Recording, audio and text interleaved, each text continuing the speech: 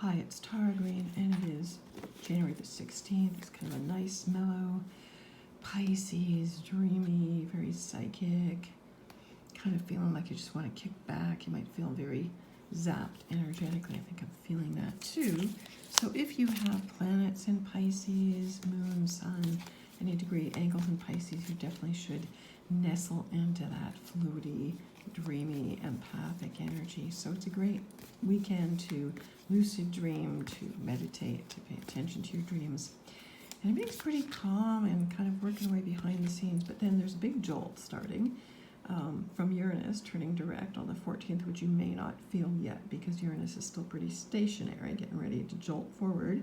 And then Jupiter in Aquarius will square Uranus and Taurus, and that's around 5-6 degrees on Sunday afternoon. And then Uranus is a big ticket item coming up all next week, and all that Aquarius energy, we're going to really start feeling that shock and awe and chaos. The Sun enters Aquarius on the 19th. Mars and Uranus meet up in a big clash on the inauguration day in the States. Mars squares Jupiter on the 22nd. Mars squares Jupiter on the 23rd, different Eastern Daylight Time. And then the Sun conjunct Saturn on the 23rd. So there's a lot of big, intense aspects coming up. But my intuition was saying you need 3 cards for today. So using the beautiful Muse Tarot. Okay, so this is the card of the world, 21, the world cosmos, it's called in this deck. So the number 21, let's just adjust this here. Number 21, the world. Okay, so the world is usually always pictured, I'm going to adjust my stuff here.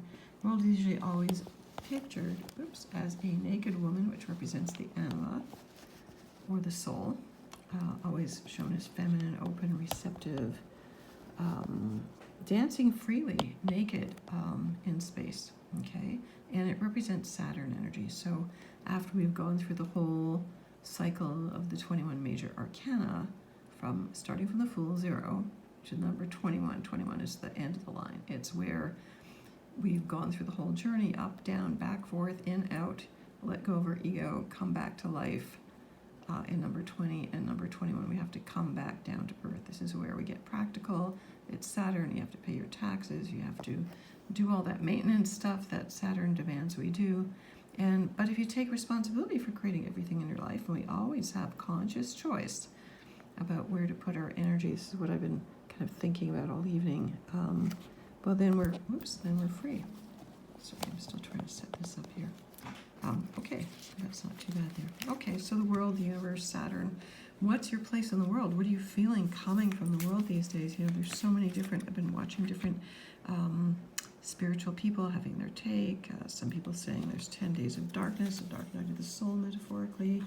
Other people are telling us to keep our energies high. Remember, I'm still kind of tuning into that magic box prophecy from the Aboriginal people in Australia, connected to the Jupiter-Saturn conjunction on December 21st. That's almost a month away, actually. Tuning into that energy, tuning into the crazy energy in the world, the split, the big split, which is not healthy. All right, so the world. So taking responsibility for creating what we can in the world. And then we get the major arcana of justice here. So quite a beautiful justice card here. So justice, the number 11. Sometimes it's the number 8 in different decks. Now, it's a beautiful justice with the kind of cube of space and a pyramid. It's very trippy, a lot of esoteric, mystical symbols. The justice is actually kind of, in a way, she's split. Justice is always about learning to balance the assumed opposites, because there are no real opposites at the highest levels. There's only one. And so justice is balancing out our past karma, our present karma, our future karma. It is about fairness. It is about equilibrium. It is about the middle path. And as things get more and more, opposed, as we vilify, Donald Trump or the dark side, I'm not saying it's good or anything, but the more we go into that blaming, shaming, putting down the other side, the more our own deep shadow grows, okay? So it's a fine line psychologically. You have to work through your shadow. You have to accept that there is no other, that's really a part of whoever appear to be the good guys, the bad guys are really just a part of them too. And that those shadows need to be integrated on before we can get to wholeness, before we can really be impartial. So 21:11 here. as master numbers. Okay, now, and then the last card here is the Sun. So having 3 major cards appear here, now I am shuffling the whole deck of 78 cards here. So to have 3 major arcana show up is quite strong. So the major arcana, these archetypes, are coming through very loudly. So even if you're feeling confused or overwhelmed or exhausted or angry or fed up or like WTF is going on here, you can still make choices in your world, and you shape your world, you create your world. You want to be fair. You want to have equanimity, is what the Buddhists call it. Equanimity means I'm not going to one side or the other. I'm just sort of staying really peaceful, really balanced. I'm at cause, not at effect. No, I'm at the cause of my own reality.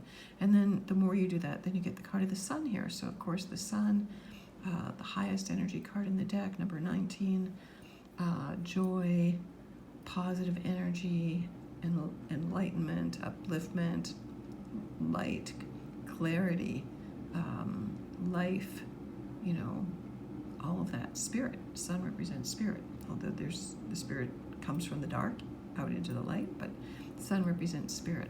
Okay, so shine your light into the world. Get to a place of fairness and balance. Don't get pulled one way or the other by whatever the hell's going on. In a lot of ways, I'm feeling like I just want to detach from this whole thing. I'm getting kind of bored and fed up with it all. I just want to find a place of equanimity and be in my world and do what I can to help other people. But I'm really kind of fed up with this whole thing right now. So I'm just going to maintain my own high energy as much as I can and be grateful and clear. It's the Sun, clarity. And spread that around as best I can. So sending you all the best blessings for the weekend. Yeah, get ready. It's going to be kind of chaotic. I have to say that. More chaos. Chaos is an agent of change, though, so don't be afraid of change.